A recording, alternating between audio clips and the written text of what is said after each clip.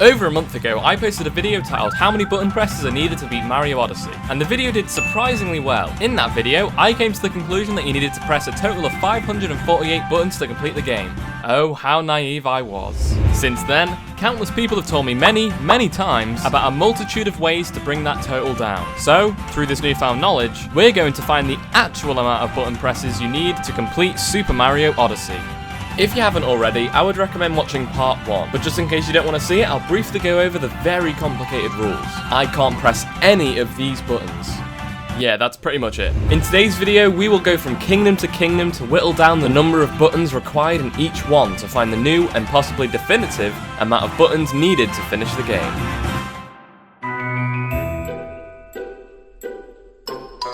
Before even starting the game, we need to do a few things. We first need to change the language to Japanese, as this will give us fewer dialogue boxes in some instances. Next, and most importantly, we need to hold down the Y button. This will now make it so whenever we throw Cappy using motion controls, he will stay out for a much longer period of time. This will allow us to bounce off of him with no extra button presses, which saves a boatload of input throughout the entire game. As the button is being held during gameplay, and basically throughout the entire game, it would feel like cheating to not count this as a button press. So, we'll count it as an input. Something that doesn't count though is pressing A to start an assist mode. Because the game hasn't even started yet, I don't feel like this should count, but feel free to add an extra one to the total at the end of the video. Basically everything is the same as the previous route, such as using motion controls to jump as a frog, with the addition of the held down Y button allowing us to save a total of 6 button presses. 2 here, 1 here, and another 2 here. Instead, we just use motion controls to jump onto Cappy to gain extra height. Also, just as a little side note, from here to Wooded Kingdom, we're going to be collecting at least 500 coins for a moon there. So we need to make sure to pick up as many as possible whilst we're on our way. That's Cap Kingdom done with 9 inputs, minus 5 from the kingdom's previous total.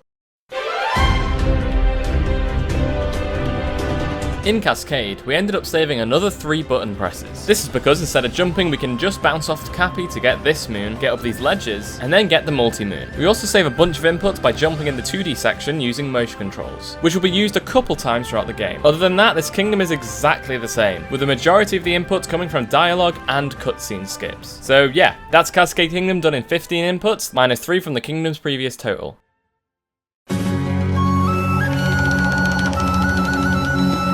Sand is the first kingdom where we save a boatload of inputs. To begin, it's more or less the exact same, with us skipping dialogue, warping, and skipping even more dialogue, but that's about where the similarities end. For some reason, after the action guide tutorial, the game decides to forget that you're holding down Y. I believe this is the only time this happens in the entire game, so we'll just repress and hold the button. Due to this revolutionary holding down of the Y button, we can now get a bunch of moons that would have otherwise taken too many inputs to get. Instead of wasting a bunch of button presses to the Harriet boss and Knuckle Attack boss, we instead get all 16 moons without a single button being pressed. Instead of getting the Bird Moon, Goomba Stack Moon, and the 2 multi-moons, we now get the Lone Pillar Moon, Jaxie Treasure Moon, Crate Moon, Stone Archway Moon, Bullet Bill Sub-Area Secret Moon, Statue's Tail Moon, Taking Notes Moon, and finally the Overlooking Town Moon. After this, the route returns back to the original, with us waiting for the seeds to grow into moons and powering up the Odyssey. That's Sand Kingdom done with 21 inputs, minus 17 from the kingdom's previous total.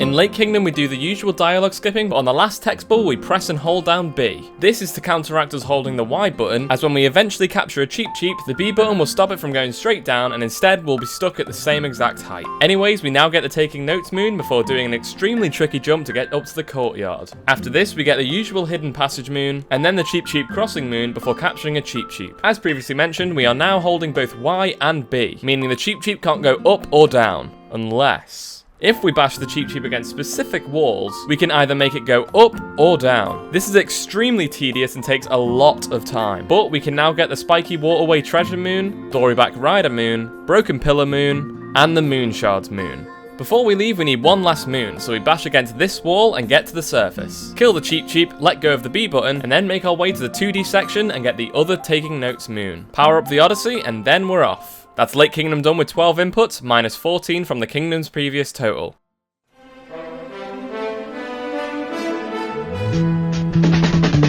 We first skip some dialogue and then get the Rabbit Moon and Rolling Rock Moon without any inputs. Flick the switch and then get the Cliff Nut Moon and the Flooding Pipeway Moon. For the next moon, we get Fire in the Cave. This can be done with 0 inputs if you throw a rock at the fire bow right as you get burnt, whilst also standing in the exact spot that the moon spawns. If this is all done correctly, the fire will boost you into the moon, meaning you don't have to jump for it. I couldn't actually accomplish this, but trust me, it can be done. After this, we jump into Deep Woods to grab the Rock Moon. We then plant a nut to ensure that we have an exit before letting go of Y for a reason I'll explain later. Then we capture a coin coffer for the Coin Plant Moon. This is why we were collecting coins throughout the previous kingdoms, by the way. The moon spawns extremely high up, so we have to capture the dinosaur, grab the moon, and then wait for the dinosaur to tire out Cappy, so we can only just grab the stalk to leave. Once we're back up, we'll conveniently be right next to an uproot, and as we've recently let go of Y, we can control the uproot using motion controls, as holding the Y button will just keep the uproot at a locked height. We then get a bunch of nut moons without any inputs until entering this room. In this very precise place, you can do a couple up throws to just barely capture another uproot. Next we get another nut moon, and finally the Stretch Your Legs moon. Now we leave, begin holding Y again, and then enter and exit Deep Woods before powering up the Odyssey.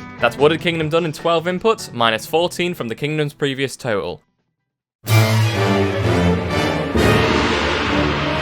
Cloud is the kingdom that changed the least, but I think that's to be expected as it is the shortest in the entire game. The only difference here is that we don't need to do anything fancy to get to the boss, and instead we just bounce off of Cappy to get up to the clouds and into the arena. We've already established that this fight can be done without any inputs, so yeah, we'll quickly move on. That's Cloud Kingdom done with 12 inputs, minus 1 from the kingdom's previous total. In Lost Kingdom, instead of letting Cappy be kidnapped by Klepto, we jump up to this tree stump and then do some insane Cappy bouncing to get onto this cage. This does have a ZR input right at the end, but after that we can get all of the moons without a single button press. We get the Propeller Pillar Moon and then Disturb Klepto to make him inactive. And then we get the Swamp Tree Moon, Wrecked Rock Moon, Below the Cliff's Edge Moon, Caged Gold Moon, Butterfly Treasure Moon, Cave Gardening Moon, both Fuzzy's Moons, and then finally the Bridge Moon. We repair the Odyssey and then go on our way. That's Lost Kingdom done with 6 inputs, minus 25 from the kingdom's previous total. This new route has literally made me hate this kingdom, so let's just get into it. After skipping some dialogue, we get the Iron Girder Moon and Swaying in the Breeze Moon, and inside of here, there are some insanely hard Cappy up throw tricks to get all the way up with 0 inputs. I spent a lot of time trying to do some of these tricks, but the last one I couldn't do, so I'll just have to show you this footage. After that, we get into the Mecha Wiggler fight.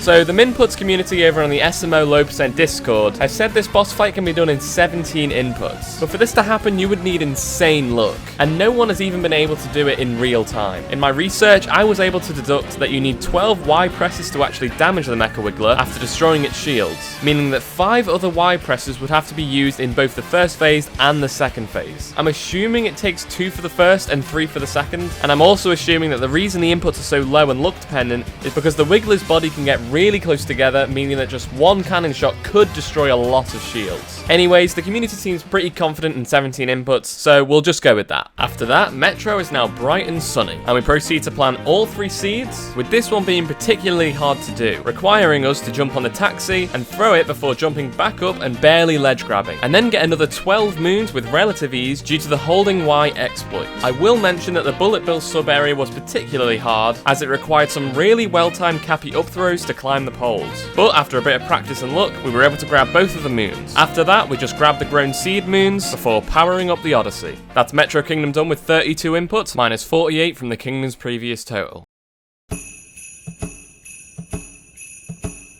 Skip dialogue, warp, and skip more dialogue before dropping down this massive hole. Get the Shiveria entrance moon and then enter this sub-area. Ground pound this moon and then get the Gusty Barrier moon, which both cost a total of 3 ZR inputs. Enter this sub-area and get both of the moons it contains, and then enter this sub-area to get both of the moons it contains. Get the Snowy Mountain secret moon, and then instantly leave as Rango's boss fight will cost way too many inputs. We now need to get over to the Shining in the Snow moon, and do so with some more insane Cappy bounce tricks. I was nowhere near able to do any of these up throw tricks, so a huge thank you to VT Magno for providing his footage. After all of that, we press ZR to get the ground pound moon, and then grab the treasure chest moon. Power up the Odyssey, and then leave. That's Snow Kingdom done with 16 inputs, minus 28 from the kingdom's previous total. At the start of Seaside, we do something similar to Lake, where we hold down the B button after skipping some dialogue. This is for a very important reason though, as after planting 2 seeds and getting the Seaside Love Moon and taking Notes Moon, we capture a Gushen. Because we're now holding both Y and B, the Gushen will move both vertically and horizontally, and we can use this to get a multitude of moons without any inputs. We get the Stone Pillar Seal Moon, Cliff Moon, Jetstream Moon, and then the Canyon Seal Moon. After this, we can capture a Cheep Cheep and do some more wall bashing shenanigans to change our height to get 3 final moons. We now let go of B, let the Cheep Cheep die, and wait forever for the seed moons to grow. After waiting for 3 hours, grab the moons and then power up the Odyssey. That's Seaside Kingdom done with 11 inputs, minus 17 from the kingdom's previous total.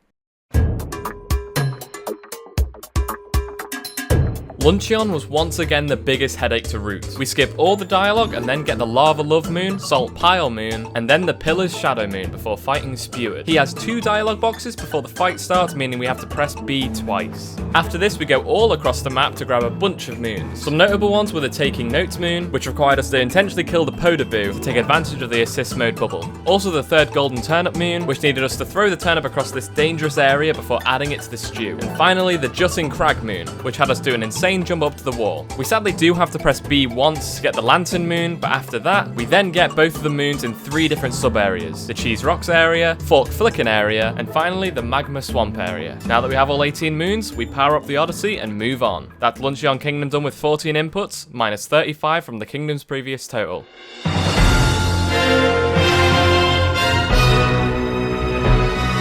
Ruined Kingdom really benefited from us holding down Y. After skipping loads of dialogue, we enter the boss arena. Before, we had to waste inputs by actually pressing Y to throw Cappy, but now that we have it held down, we can just use motion controls to bounce up. The only inputs here are the 3 ground pounds you need to destroy the dragon. And yeah, that's pretty much it. Now we just repair the Odyssey. That's Ruined Kingdom done with 15 inputs, minus 11 from the kingdom's previous total. Bowser's Kingdom had the single biggest improvement out of all of the kingdoms, and the tricks here are pretty crazy, so I'll just get right into it. Firstly, we obviously skip loads of dialogue, and then we make our way through the kingdom. The first little trick is bouncing up here to skip capturing a Pokio. Then we just take down the Stairface Ogre Womp thingy with a ZR input. We do essentially the same movement on shards, but with the added Cappy bounces, we can now skip Pokio and save all the inputs. We skip 4 pieces of dialogue by pressing B before killing both bosses and breaking the game wide open. I'm not really sure how to commentate this, but when I first saw this, my mind was blown. We basically bounce into here, grab the moon, capture a Pokio, and then trick the Stairface Ogre Womp thingy into letting us stand on top of his wooden stairs. And then we press Y 3 times to get up into the second area. In front of us is now an extremely high wall that, from my research, could only be scaled using 4 inputs. But this route will do it in 1. You turn away from the wall and do some amazing Cappy bounces and a single ZR input to get up here. And then you plant the nut before doing some crazy Cappy up throws and bounces to get up and off the stalk. And after all of that, we are now up the wall. No clue how this was found, but it's absolutely amazing. We then enter the Mecha Brutal Battle. This is another part that the SMO low percent minput community has an answer for, but no video footage of. In my research, this boss fight was doable in 22 inputs, but the min input people say it can be done with only 8. They specify it's 4 B presses and 4 ZR presses, but I'll be honest with you, I have no clue where these can be. My only guess is that you jump up the Mecha Brutal thingy with the 4 B presses, and then you stay on by using motion controls and land on the metal platforms, and then ground pound each Broodal with the 4 ZR presses. If this is the case, then this would be very reliant on luck, as you'd need to land on all the metal platforms multiple times, which seems very unlikely to be honest. Anyways, after defeating them, you just get the Fence Moon before completing the Odyssey. That's Bowser's Kingdom done with 26 inputs, minus 55 from the kingdom's previous total. Now on to the final kingdom. After skipping some more dialogue, we do some more epic Cappy bounces to skip jumping inputs before preparing to do Moon Cave skip. Originally, I did this in 6 inputs, but with some well-timed Cappy throws, we can get up there with just 2 B presses. This was extremely hard to do, by the way. After this, we just go to the church, skip some dialogue, kill Bowser, and jump for the final time as Mario. We can also finally let go of holding Y. Now all that's left to do is the epic button press finale. In the first section, we jump 9 times before breaking down the bridge and then jumping once again. Rather than doing the 2D section, we do 2D skip skip, which can be done with 8 inputs when done optimally. We then jump 1 more time before pressing Y a total of 7 times to destroy the massive moon rock before entering the pillars room. We now jump up here, destroy the pillar with motion controls, and then jump up here and destroy the remaining 3 pillars. We now jump over to the main platform before slowly breaking the final moon rock. We now do 1 final input. That's Moon Kingdom done with 41 inputs, minus 33 from the kingdom's previous total.